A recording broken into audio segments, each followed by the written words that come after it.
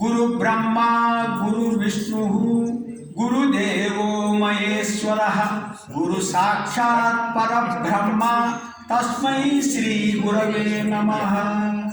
హరి ఓం. భక్తులారా, మనం ఈరోజు రెండవ పాసురం ఒకసారి దాన్ని అనుసంధానం చేసుకుందాం.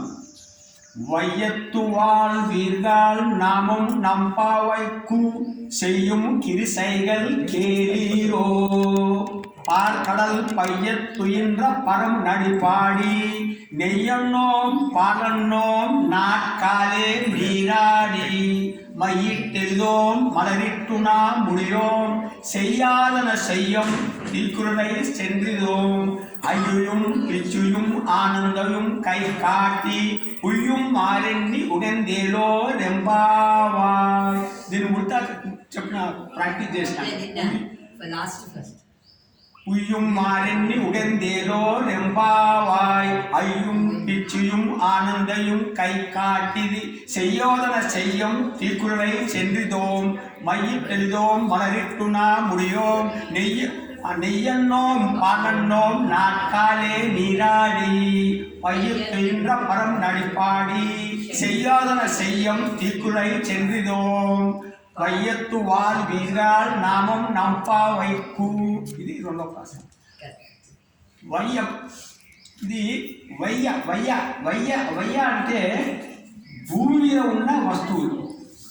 వయ్య వయ్యత్తు అంటే భూమి మీద ఉన్న వస్తువులు అనమాట. భూమి మీద ఉన్నమంటే మనం పెట్టిన వస్తువులు భూమి మీద ఉంటాయి. మనం అందరము భూమి మీద ఉన్నాం కదా.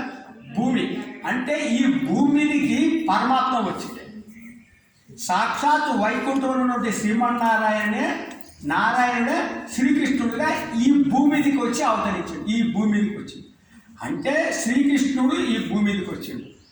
ఏం చెప్తుందంటే వయ్యత్తు వాల్ వీర్గాలంటే పరమాత్మ అవతరించినటువంటి సమయంలో ఆ కాలంలో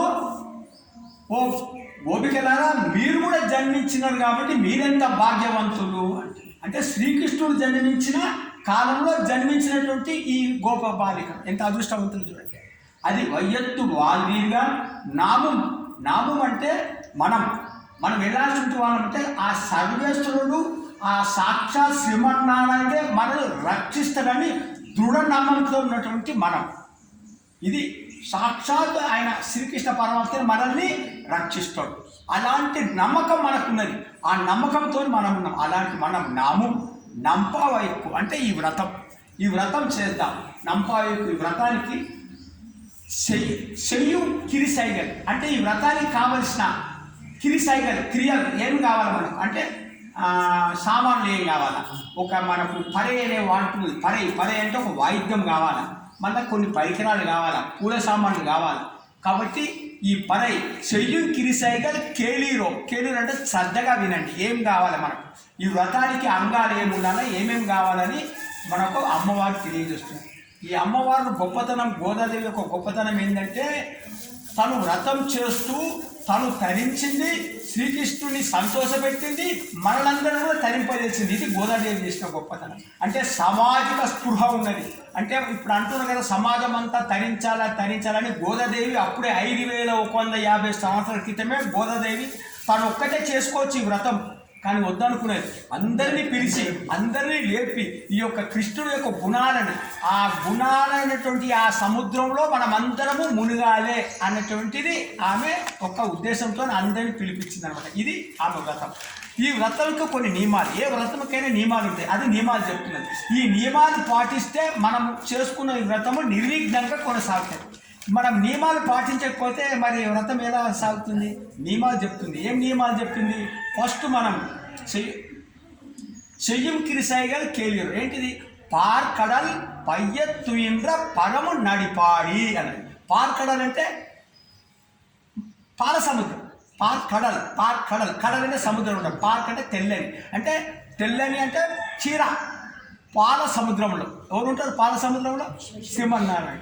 పార్కడల్ పయ్యత్తు తుయిండ్ర అంటే ఆ పార్కడలు ఆ సముద్రంలో యోగ నిద్రలో ఉన్నటువంటి స్వామి సమస్త జగత్తును రక్షకుడుగా జాగృతతో ఉన్నటువంటి ఆ స్వామి పరమ నడిపాడి ఆ పురుషోత్తముని యొక్క పాదారుందలు, పరమ అడిపాడి అంటే పాదాలు, ఆ పురుషోత్తముని పాదపద్మములను మేము మంగళ శాసనం చేస్తాము అని తెలిసింది. పాల సముద్రంలో ఉన్నటువంటి ఆ స్వామి, ఈ సమస్త జగత్తును రక్షిస్తున్నటువంటి ఆ స్వామి యొక్క పాద పద్మాలని మేము నిరంతరము మంగళ శాసనం చేస్తాము. ఇది మనం ఫస్ట్ చేస్తున్నాం, ఇది చేస్తాం. అంటే ఆమె మనం చేయాల్సిన ఏంటి అంటే 4 చేయాలి, 4 చేయొద్దని చెప్పింది. 4 చేయాలి ఈ వ్రతంలో, 4 చేయకూడదు. ఒకటి ఏం చేయాలంటే ఆ స్వామిని మనం కీర్తన చేయాలి ఎప్పుడు, నిరంతరం.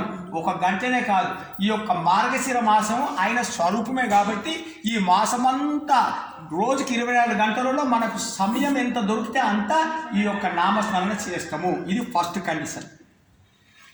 రెండోది నాట్కాలే నీరాలి అంటే ప్రాతకాలంలో మేము స్నానం ఆచరిస్తాము. మూడోది అయ్యుయం పిచ్చుయం ఆనందం కైకాటి అంటే ఆచార్యులకు మేము సంభావన చేస్తాం, ఆచార్యులకు మేము దక్షిణ ఇస్తాం. తర్వాత బ్రహ్మచారులకేమో భిక్ష పెడతాం, మాకు తోచినంత, మాకు శక్తి ఉన్నంత. ఇది 3 చేస్తాం. చేయకూడదు ఏంటిది, నెయ్యన్నో పాలన్నాం. నెయ్యి పాలను మేము తినం, అంటే భోజ్య పదార్థాలు, మంచి భోజ్య పదార్థాలు మేము తినము. నెయ్యన్నో పాలన్నాం, నెయ్యిని ఉంటాము, పాలను ఉంటాము. కానీ ఈ వ్రతంలో ప్రసాదంగా మాత్రం తీసుకుంటాం, ప్రసాదంగా తీసుకుంటాం. కానీ ప్రసాదం తర్వాత మేము నెయ్యి కానీ పాలు కానీ మేము ఉంటాం. ఎందుకంటే ఈ భోజ పదార్థాలు ఇవి తింటే మనకి నిద్ర వచ్చేస్తుంది, మత్తు వచ్చేస్తుంది కాబట్టి ఇవి మేము ఉంటాము. ఇంకొకటి ఏం చేస్తాము, మహిట్టడిలో అంటే మేము కాటుకొని పెట్టుకోము, మరిట్టు నా ముడియం పూలను ధరించము. అంటే భోగ పదార్థాలు మంచిగా అలంకరించుకోము, ఇలాంటి ఆనందం ఇది మనం చింగారించుకోమన్నమాట. ఇలాంటివి చేయము. మహిట్టడిలో మరిట్టు నా ముడియం, ఇది మేము ఇచ్చేది. తర్వాత ఇంకోటి ఏంటిది, శయ్యాదన శయ్యం. ఇది చాలా శయ్యాదన శయ్యం అంటే శాస్త్రంలో ఏది చేయకూడదని చెప్పిందో అది మేము చెయ్యం. శయ్యాదన శయ్యం అంటే శాస్త్రం ఏ విధంగా చెప్పిందో ఆ విధంగా నడుచుకుంటాం. కానీ శాస్త్రం చేయకూడదంటే మేము చెయ్యం. ఇది చాలా ముఖ్యమైన చెయ్యాలి. అంటే ఆచార్యులు ఏదైతే చెప్తారో ఆ మాట వింటాం మేము. ఆచార్యులు చెప్పిన దాన్ని మేము చేయకుంటాం, అది ముఖ్యం. చెయ్యాలన చెయ్యం. తీర్కుడై చెడ్డిద్దాం అంటే కఠినమైన మాటలు మాట్లాడాలి ఈ వ్రతంలో. ఒకరిని తిట్టం, గట్టిగా మాట్లాడడం, ఒకరిని హింస పెట్టడం, ఒకరిని బాధ పెట్టడం, తీర్కుడై చెడ్డి. బట్ ఇక్కడ మాటలు అక్కడ, అక్కడ మాటలు ఇక్కడ, ఇలాంటివి మేము చెప్పాం. ఇలా ఈ వ్రతం మేము ఆచరిస్తాం. ఇంత మంచిగా ఆచరిస్తాం. తర్వాత అందరినీ పిలిచి ఈ వ్రతం చేస్తాం. ఈ విధంగా మనం చేసి ఉయ్యుమారిని అంటే మన జీవితాన్ని ఉజ్జీవించడానికి ఒక మార్గం వెతుకమంటే ఇప్పుడు ఈ మార్గంలో అంటే ఉదయం లేవడము, భగవంతుని కీర్తించడము, మంచి మాటలు మాట్లాడము, ఇక్కడ మాటలు అక్కడ చెప్పకుంటుండడము, ఈ నెయ్యి పాలు తీసుకోకుంటుండడము, కఠినమైన మాటలు మాట్లాడము, శాస్త్రం ఏం చెప్పిందో అది ప్రకారం మేము చేస్తాం. ఇలాంటి అంటే ధర్మం ఆచరిస్తాం, ధర్మం ప్రకారం నడుస్తాం. ఇలాంటి చేసి ఈ మార్గంలో మేము నడుస్తూ ఉంటే మేము ఈ మార్గంలో సంతోషంగా ఉంటాం. ఉయ్యమారని ఉకందేలో ఎంబాయ, ఉకందంటే సంతోషపడతాము, ఏడో ఎంపావంటే ఈ వ్రతము నిర్విఘ్నంగా కొనసాగది. ఈ విధంగా మనం చేసుకుంటే అని మనకు అండాల్సి. హరి ఓం హరి ఓం.